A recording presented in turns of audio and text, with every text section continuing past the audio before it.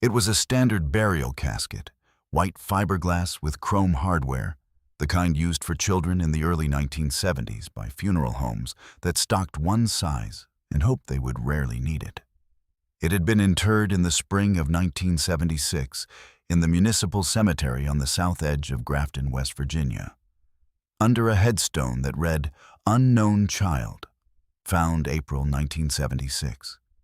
The grave had been maintained by the city for nearly 5 decades, mowed around in summer, occasionally visited by strangers who had read about it somewhere and come to leave flowers. Nobody knew who the child was. Nobody in 47 years had been able to find out. Then, in the spring of 2023, a forensic anthropologist named Dr. Renata Solis opened the casket as part of a state-funded cold case review and found something that had not been documented in any of the original reports from 1976. Resting against the lining of the coffin, beneath the child's right hand, was a small brass compass. It was approximately 2 inches in diameter. It was engraved on the back, 3 initials and a year, pressed into the metal with the kind of precision that suggested a gift, not a tool. The compass had been placed there deliberately. Someone had put it in that coffin and said nothing. Someone had known who this child was and had left one small private object as the only marker of that knowledge, and had walked away and kept the secret for 47 years. What the compass said, and who had put it there, and what it took to trace 3 engraved initials back to a family that had spent nearly 5 decades not knowing where their child was buried. That is the story this video tells. But to understand what those initials meant, you have to understand what Grafton, West Virginia was in the spring of 1976, and who was missing from it, and why it took an object the size of a silver dollar to break open a case that 47 years of investigation had not. Grafton sits in Taylor County, West Virginia, in the hilly country between Clarksburg and Elkins, where the Tygart Valley River bends through farmland and small settlements that have been there since before the Civil War. It is a town of modest size and long memory, the kind of place where the hardware store has been in the same family since 1948, and where the Methodist Church keeps a directory going back 90 years, and people look things up in it when they need to know something about someone. In the mid-1970s, Grafton had a working rail connection, a paper mill that employed a significant portion of the county, and the particular self-contained quality of communities where most people have known each other their entire lives. The child found in April 1976 had been discovered by a man named Orville Trent, a retired railroader who walked the river path every morning before breakfast. He had found her on the bank of the Tygart, in a section of the path where the willows grew thick enough to screen the water from the road. She had been there overnight, possibly longer. She was a girl, estimated between 8 and 11 years old. She had light brown hair and was wearing a cotton dress with a blue smocked yoke, the kind of dress that was made at home in the mid-1970s by mothers who sewed, not bought. Her shoes were missing. She had no identification. She had nothing in her pockets.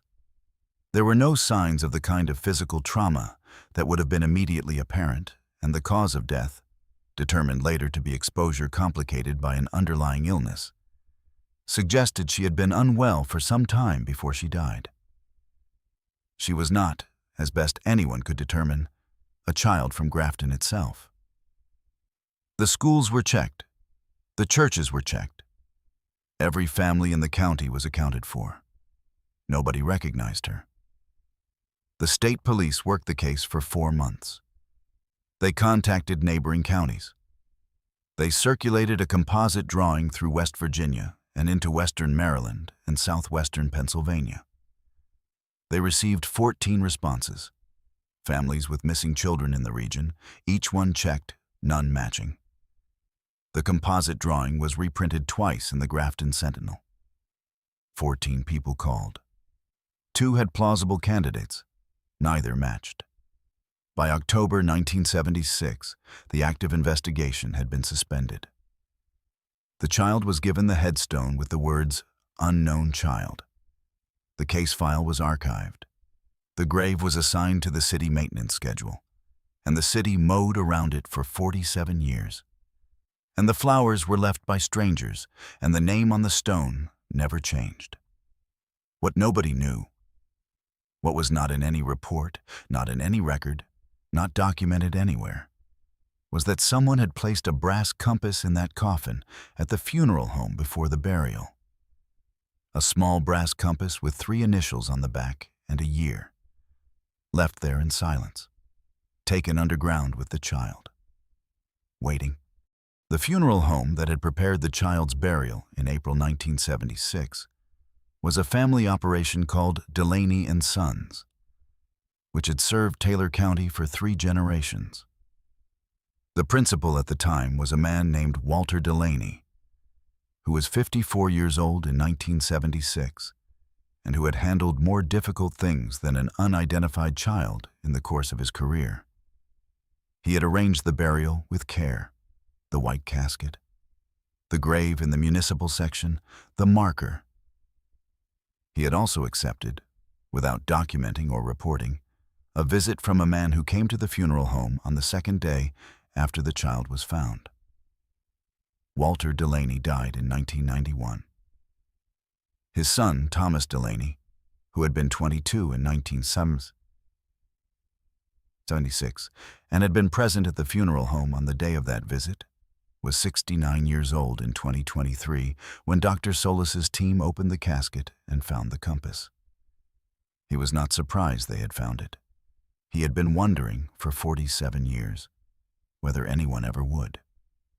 The detective assigned to the reinvestigation in 2023 was a West Virginia State Police cold case specialist named Detective Audra Blevins, who had been in the cold case unit for 9 years and who had selected the Grafton Unknown Child case for the state review program because it was, in her words, the oldest unidentified juvenile in our system and the one I couldn't stop thinking about. She was 38 years old. She had been 11 when the child's grave had been there in the Grafton Cemetery, visited by strangers who left flowers. When the compass came out of the casket, Blevins photographed it before anything else. She photographed the face, a standard magnetic compass, the needle still faintly functional after 47 years in sealed darkness. She photographed the back. The engraving read, EMV, 1968. 3 initials, a year, nothing else. She placed the compass in an evidence bag and drove back to Charleston that evening, thinking about what a compass given in 1968 means in the hands of a child found dead in 1976. 8 years. The child in the coffin had been estimated between 8 and 11 years old. If the compass had been hers, given to her, perhaps, when she was very young, she might have been born around 1965 or 1966. A child born in 1965 or 1966, between 8 and 11 years old in 1976, with initials EMV. She began with the initials that night. The investigation that followed moved on 2 tracks simultaneously. The first was the documentary search. Birth records in West Virginia, Maryland, Pennsylvania, and Virginia for female children born between 1964 and 1968, with the initials EMV. The second was physical, the brass compass itself, submitted to a forensics lab for metallurgical dating and manufacturer identification, and the casket lining, tested for any biological material that the passage of 47 years had not destroyed. The manufacturer identification came back in 3 weeks. The compass had been produced by a company called Mariner Standard, which had made navigational tools and scout equipment from 1952 to 1979, and which had offered custom engraving through a retailer network in the mid-Atlantic states. Records from Mariner Standard had been acquired by a collector of trade catalogs who maintained a digitized archive Detective Blevins found the archive through a research librarian in Charleston who had pointed her to it on a Tuesday afternoon in June 2023, with the particular satisfaction of a librarian who has exactly the right tool for an unexpected problem. The archive showed that Mariner Standard had offered engraved compasses through 14 authorized retailers. 3 of those retailers were in West Virginia. 1 was in Grafton. The Grafton retailer was a hardware and sporting goods store called Yost Brothers, which had closed in 1983. Its records had been absorbed into a storage unit that a man named Gerald Yost had been maintaining in Clarksburg ever since. He was 81 years old. He had kept the records because his father had told him to keep everything, and he had never had a reason not to. He drove Detective Blevins to the storage unit himself on a Wednesday morning in July 2023. They found the sales ledger for custom engraving orders in a cardboard box labeled MSICC 1965 to 1971. The compass, EMV 1968, had been ordered on October 14, 1967, for delivery in time for Christmas. The customer name in the ledger was Viola Marsh. Every case on this channel represents weeks of research, verifying facts, and piecing together lives that deserved better. If you believe that kind of work matters, take a second to like and subscribe, and drop a comment telling us where in the world you're watching from. We read every one. Now let's get back to this case. Viola Marsh had lived in Grafton from 1955 to 1969. She had moved to a town called Philippi, 26 miles south, in the spring of 1969, the same year the compass had been given to the child it was ordered for. She had died in 2004, but she had a daughter still living in Barber County. Detective Blevins called her on a Thursday evening in August 2023. The woman's name was Carol Marsh Hendricks. She was 64 years old. She remembered the compass. She remembered exactly who it had been ordered for. The compass had been a Christmas gift for her younger sister.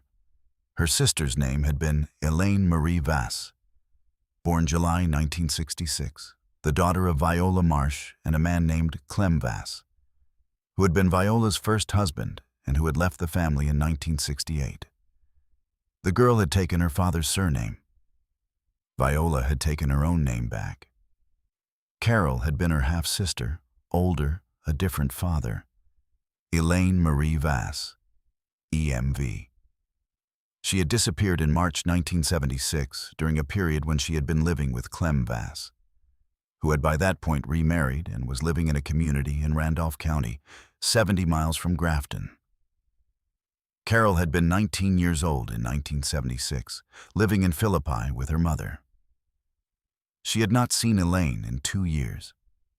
She had been told by Clem Vass when she called in April 1976 after not hearing from Elaine that the girl was fine and had gone to stay with relatives. She had not believed him.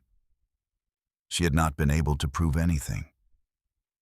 She had been 19 years old with no resources and no legal standing and a stepfather who had custody and who gave her nothing to work with. What she knew, the compass had gone with Elaine when Elaine went to live with Clem Vass. Because Elaine had loved it.